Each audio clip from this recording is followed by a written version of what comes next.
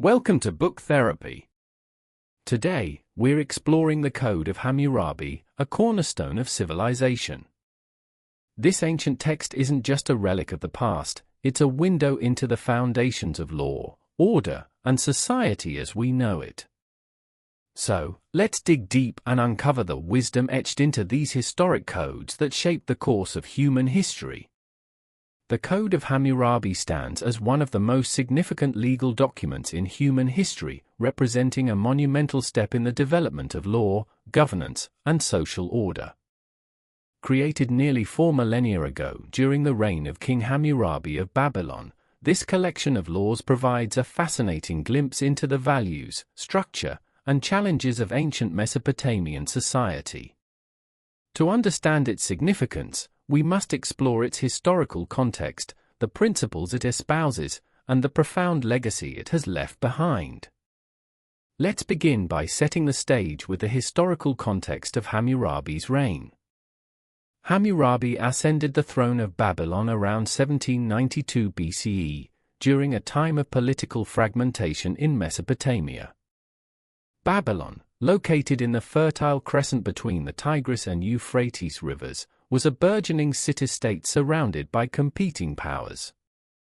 Through a combination of military prowess, strategic alliances, and administrative reforms, Hammurabi expanded his realm into a powerful empire that encompassed much of southern Mesopotamia.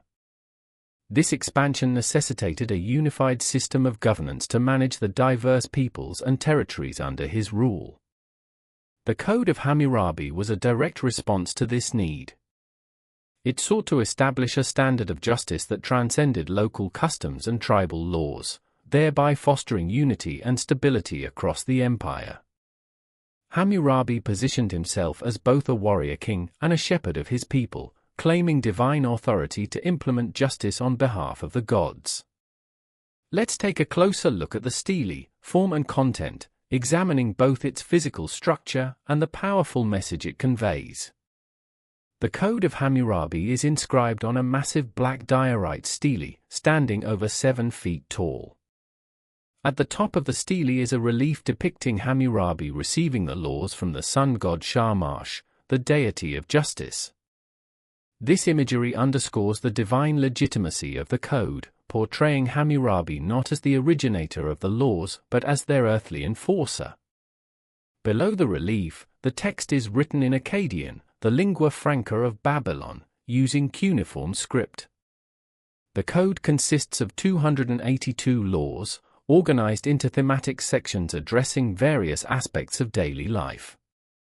It begins with a prologue, which extols Hammurabi's role as a just and pious ruler, and concludes with an epilogue that emphasizes the eternal and unchangeable nature of the laws.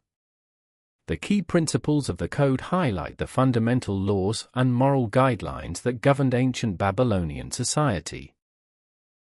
The Code of Hammurabi is grounded in the principle of retributive justice, famously summarized as an eye for an eye.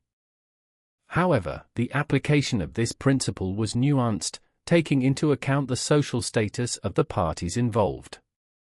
This differentiation highlights the stratified nature of Babylonian society, where nobles, commoners, and slaves were subject to different standards of justice. The laws of the code reveal a deeply hierarchical society. For instance, if a nobleman blinded another nobleman, the punishment was to blind the offender in return. However, if a nobleman blinded a commoner, the punishment was a monetary fine. Similarly, crimes against slaves were treated with less severity than those against free citizens. This stratification underscores the rigid class distinctions of the time and reflects the economic and social realities of ancient Babylon. Despite its hierarchical nature, the Code of Hammurabi also includes provisions aimed at protecting the most vulnerable members of society. Widows, orphans, and the poor were given certain rights, and measures were taken to prevent their exploitation.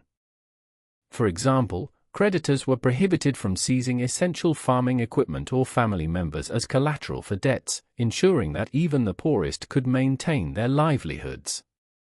The code extensively addresses issues related to trade, agriculture, and property.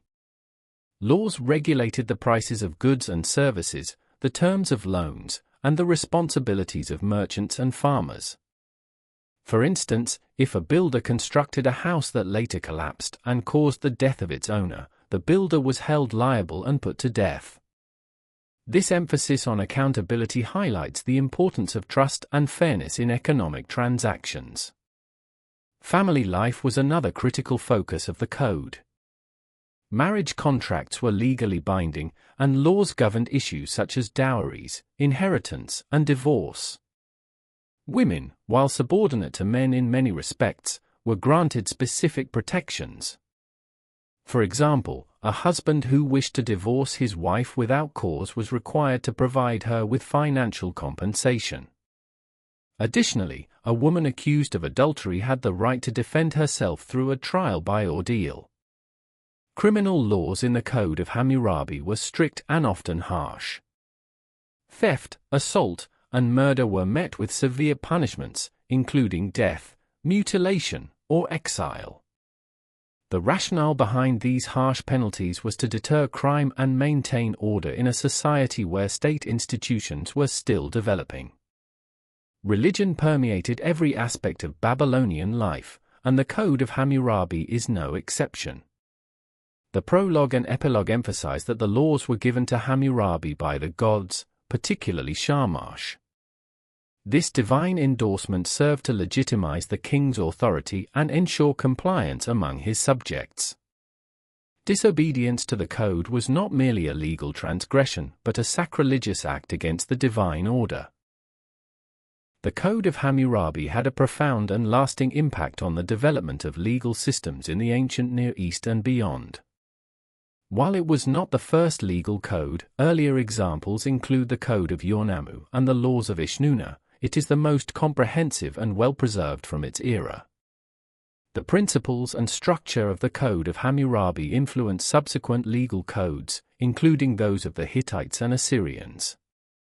Elements of its approach to justice can also be seen in biblical laws, such as those found in the Torah, which reflect similar concerns with fairness, retribution, and the protection of vulnerable groups.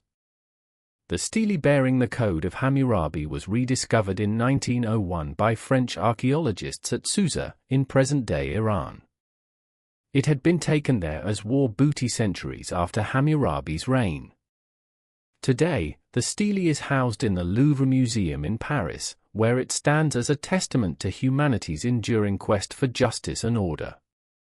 In modern times, the Code of Hammurabi is often cited as a foundational document in the history of law. Its emphasis on written, publicly accessible laws laid the groundwork for the rule of law, a cornerstone of contemporary governance. While many of its provisions may seem harsh or archaic by today's standards, the code's underlying principles of accountability, fairness, and the protection of the vulnerable remain relevant. The Code of Hammurabi is more than a historical artifact, it is a window into the complexities of ancient Babylonian society and a milestone in the evolution of human civilization. It reflects the challenges of governing a diverse and expanding empire, the interplay between religion and law, and the enduring human aspiration for justice. As we study this remarkable text, we gain not only a deeper understanding of our past, but also valuable insights into the principles that continue to shape our present and future. As we wrap up today's journey through the Code of Hammurabi, it's clear how these ancient laws continue to influence modern systems of justice. Thanks for joining Book Therapy on this deep dive into history. If you enjoyed this exploration, don't forget to like, subscribe, and hit the bell for more insightful content. Until next time, keep reading and stay curious.